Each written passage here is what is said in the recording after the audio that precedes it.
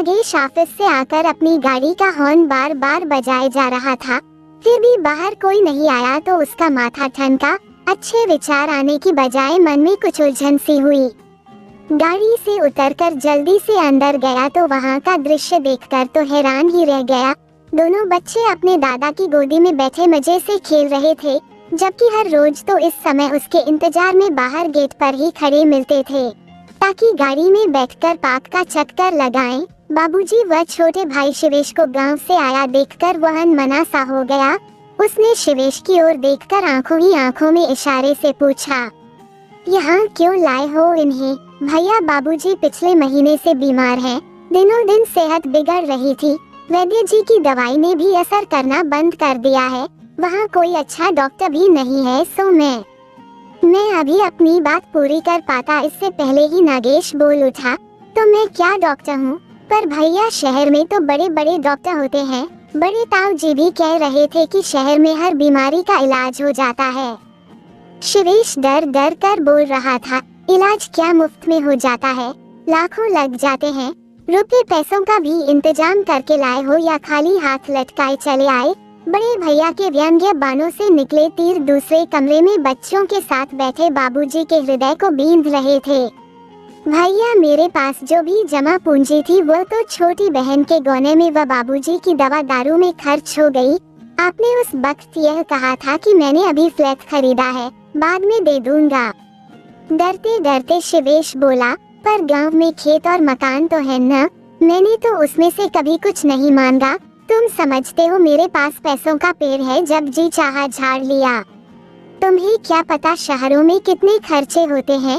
कहकर भैया ने भाभी को चाय लाने के लिए आवाज दी। अपने भाई की बातें सुनकर शिवेश निरुत्तर सा खड़ा रहा, जैसे बाबूजी को यहाँ लाकर बहुत बड़ा अपराध कर दिया हो। वह कह नहीं सका कि आपकी पढ़ाई व नौकरी लगवाने के कारण ही जमीन और मकान गिरवी पड़े हैं। उसे याद है जब भैया पैसे मंगवाते थे तो पिताजी कैसे कैसे सरपंच के आगे गिड़गिड़ाते थे। नौकरी के लिए मकान गिरवी रखना पड़ा था। उस समय भैया की मधुर वाणी कितनी कर्णप्रिय लगती थी, पर आज उनका बदला हुआ रूप देखकर तो विश्वास ही नहीं होता कि यही भैया हैं। शायद भाभी ने ही सिखा पढ़ा दिया हो। नागेश भैया सरकारी सेवा में प्रतिष्ठित पद पर हैं। सरकारी निवास के साथ साथ नौकर चाकर भी मिले हुए हैं। दोनों बच्चे अच्छे स्कूल में हैं। सब सुख साधन होते हुए भी पता नहीं क्यों बाबूजी के यहाँ आने पर भैया बेरुखी दिखा रहे हैं। तभी बाबूजी के खांसने की आवाज आई, शायद ये उनके बुलाने का इशारा हो। वो उनके कमरे में गया तो देखा भाभी बाबूजी को बड़े स्नेह से खाना खिला रही थी। भाभी के चेहरे को देखकर लग रहा था वे हमारे आने से खुश हैं। मन को संतोष हुआ कि चलो कोई तो है जो बाबूजी का ध्यान रख रहा है। रात को सोते सोते बाबूजी को खांसी का ऐसा दौरा पड़ा कि उनकी छाती में बहुत दर्द हुआ। भैया ने डॉक्टर को घर पर ही बुला लिया। डॉक्टर ने चेकअप करके कुछ दवाएं व इंजेक्शन दिए और अगले दिन के लिए अस्पताल में दाखिल कराने की राय दी। भैया ने डॉक्टर के आदेशानुसार बाबूजी को पास के ही नर्सिंग होम में दाखिल करा दिया। 3-4 दिन में बाबूजी की तबीयत संभल गई। बाबूजी घर आ गए। भाभी तन मन से बाबूजी का ध्यान रख रही थी। भैया को कोई सरोकार नहीं था, वे अपने कार्यों में ही व्यस्त रहते।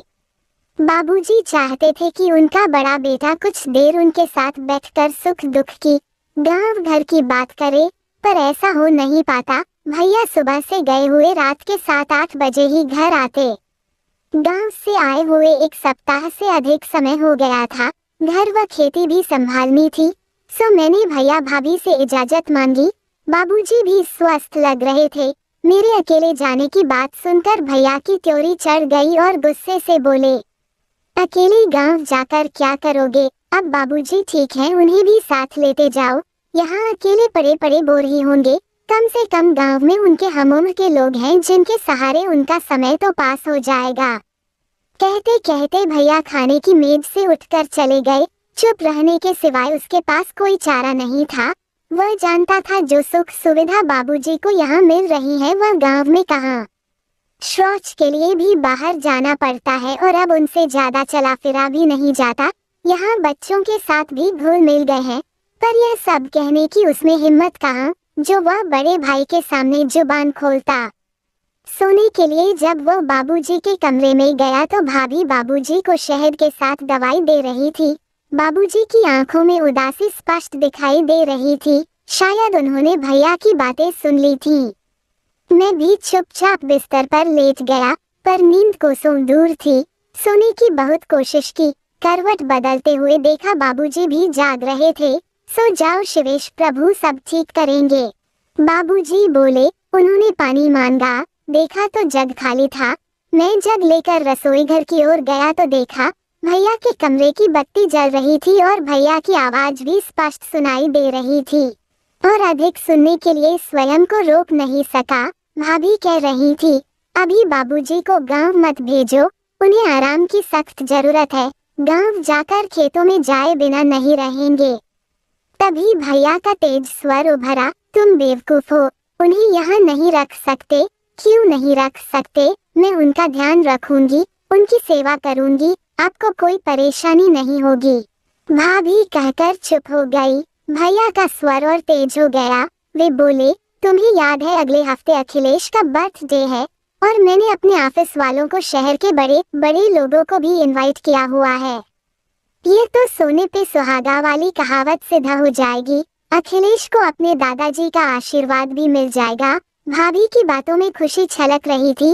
भाभी का जवाब सुनकर तो मैं दंग ही रह गया। भाभी के लिए हमारी सोच कितनी गलत थी। काश आज ऐसा हो जाता कि माँ एक बार फिर हमारे पास आ जाती।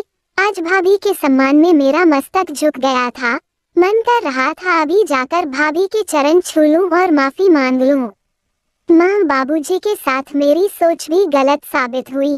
जब भाभी के शब्द मेरे कानों में पड़े, वे बोली, जिस पिता ने तुम्हें पढ़ा लिखा कर इस योग्य बनाया कि तुम समाज में सिर उठाकर चल सको, उसी जन्मदाता को अपना पिता कहकर बड़े लोगों से मिलवाने में शर्म आती है, क्योंकि वो अनपढ़ है। जो भाई दिन रात खेतों में काम करके हमारे खेत व घर संभाल रहा है, उसे अपना भाई कहने में आपके मन में हीन भावना आ रही है। फिर आप अपने बच्चों को क्या संस्कार दोगे? आपकी सोच इतनी छोटी होगी, मुझे नहीं पता था, कहकर भाभी चुप हो गई। मैं अधिक देर वहां खड़ा नहीं रह सका। मुझे अपने आप से घृणा हो रही थी। मैंने भाई को भगवान का दर्जा दिया हुआ था। सोचता था भाभी ही भैया को हमसे मिलने के लिए रोकती होंगी। कितना गलत था मैं। सोचते सोचते पता नहीं कब आंख लग गई। बाबूजी चाय लीजिए। भाभी की आवाज सुनकर मेरी नींद खुली। देखा तो भाभी बाबूजी को सहारा देकर बैठा रही थी। चाय पीते हुए बाबूजी बोले, बेटी मैं सोच रहा हूँ गांव चला जाऊँ, वहाँ खेतों का काम भी देखना है, अब स्वास्थ्य पहले से ठीक है, कहकर बाबूजी मेरी ओर देखने लगे। उनकी आंखों में विवशता स्पष्ट झलक रही थी। उन्हें अब भी यही लग रहा होगा कि भाभी ने ही भैया को उकसाया होगा। लेकिन उसी समय भाभी बोली, पिताजी आप कहीं नहीं जाएंगे, यही रहेंगे हमारे साथ, अभी और टेस्ट करवाने हैं। क्या यहाँ आपको कोई कष्ट है? नहीं नहीं बेटी, ऐसी बात नहीं है, बाबूजी धीरे धीरे बोले। तो ठीक है, अब मैं आपकी एक नहीं सुनूंगी, कहकर मुस्कुराते हुए भैया को नाश्ता देने चली गई। क्योंकि भैया आवाज लगा रहे थे, मेरा मन खुशी से पागल हो रहा था। काश आज माँ जिंदा होती तो अपनी बहू का यह रूप देखकर कितनी खुश होती। वो दिन याद है जब भैया ने शहर में अपनी पसंद की लड़की से शादी करके माँ को कह दिया था कि वह गांव में आना नहीं चाहती। माँ ने कितने आंसू बहाए थे, भाभी को ही भला बुरा कहा था, जबकि भाभी को भैया स्वयं गांव ले जाना नहीं चाहते थे। यह कैसी विडंबना है कि हम बिना सोचे समझे सारा दोष पर आई लड़की पर मंड देते हैं। तभी गाड़ी स्टार्ट होने की आवाज के साथ साथ भैया की आवाज भी सुनाई दी। वे कह रहे थे आज आने में देर हो जाएगी, जरूरी मीटिंग है। बाबूजी भैया से बात करने को बेचैन हो रहे थे। उन्होंने कहा, नागेश को क्या मुझसे बात करके जाएगा? मैं बाहर की ओर दौड़ा पर तब तक भैया जा चुके थे। भाभी ने फोन लगाया लेकिन उन्होंने फोन काट दिया। कुछ देर बाद भैया का ही फोन आया, यह कहने के लिए कि उन्हें फोन करके डिस्टर्ब न करे, परिवार के झमेले अपने आप ही सुलझा लें। दोपहर के खाने की तैयारी करवाकर भाभी बाबूजी को डॉक्टर के पास ले जाती कि तभी बाबूजी की तबीयत बिगड़ने लगी। उनकी सांसें उखड़ रही थी, सांस लेने में कठिनाई होने लगी। जल्दी से डॉक्टर को फोन लगाया। बाबूजी रुक रुक कर बोल रहे थे, नागेश से बात कराओ। उनकी ऐसी स्थिति देखकर मैं घबरा गया। भाभी फोन पर फोन लगाए जा रही थी पर दूसरी ओर से फोन कट रहा था। लग रहा था बाबूजी भैया से कोई जरूरी बात करना चाह रहे हैं। भाभी ने ऑफिस में फोन मिलाया लेकिन भैया ने बात करने से मना करके फोन काट दिया। इधर डॉक्टर ने जांच करके भाभी को धीरे से कुछ कहा, जिसका कुछ एक अंदाजा मुझे भी हो गया। भाभी बाबूजी को अस्पताल ले जाना चाह रही थी पर इशारे से बाबूजी ने मना कर दिया। अब उन्हें सांस लेने में अधिक कठिनाई होने लगी। पुनः नागेश का नाम लिया। भाभी ने एक बार फिर कोशिश की। आखिर में संदेश छोड़ दिया। उसी क्षण बाबूजी ने आंखें खोली और हम सब की ओर देखते हुए अखिलेश के सिर पर हाथ रखा तो हाथ उसी स्थिति में रह गया। जब हाथ हटाने लगे तो गर्दन एक ओर लुढ़क गई। आत्मा पिंजरा छोड़कर जा चुकी थी। हम सबकी आंखें बिना कुछ कहे अविरल जलधारा बहाती रही। भाभी ने बाबूजी जी के प्राणांत का समाचार ऑफिस में दे दिया। फोन किसी कर्मचारी ने उठाया और कहा कि साहब ने डिस्टर्ब करने से मना किया है। भाभी ने आंसू पोंछे और अंतिम क्रियाकर्म की तैयारी करवाने में लग गईं। आसपास के लोग आने लगे, ऑफिस के लोग भी आ गए। किसी ने बताया कि मीटिंग के बाद बड़े साहब के साथ ही किसी पार्टी के लिए निकल गए। अंतिम यात्रा की सारी तैयारी हो चुकी थी। आंगन में बाबूजी का पार्थिव शरीर रखा हुआ था। लोग अंतिम दर्शन कर रहे थे। भीड़ बढ़ती जा रही थी। आखिर एक सरकारी ऑफिसर के पिता की अंतिम यात्रा जो थी। तभी पंडित जी ने कहा, सूर्यास्त से पहले संस्कार हो जाना चाहिए। मैं भाभी की ओर देखने लगा। भाभी ने निर्णय लेने में एक क्षण भी नहीं लगाया और बोली, शिवेश बाबूजी को मुखाग्नि तुम दोगे। पर भाभी मैं, बड़े तो भैया। भाभी ने मेरी ओर देखा तो मैं कुछ बोल न सका। राम नाम सत्य है कि स्वर के साथ कंधा देने के लिए लोग आगे बढ़े। देखते ही देखते बाबूजी पंचतत्व में विलीन हो गए। सही अर्थों में मैं आज अनाथ हो गया था। माँ के बाद बाबूजी ही तो सब कुछ थे। रात को 8 बजे के बाद भैया घर आए तो सारी वस्तुस्थिति को भांप कर चुप रहे। किसी के पास कुछ भी कहने को नहीं था। हाथ मुंह धोकर तौलिए से हाथ पोंछते हुए बोले, चलो तुम लोगों ने अच्छा निर्णय लिया, अन्यथा मृत शरीर के पास सारी रात बैठना पड़ता।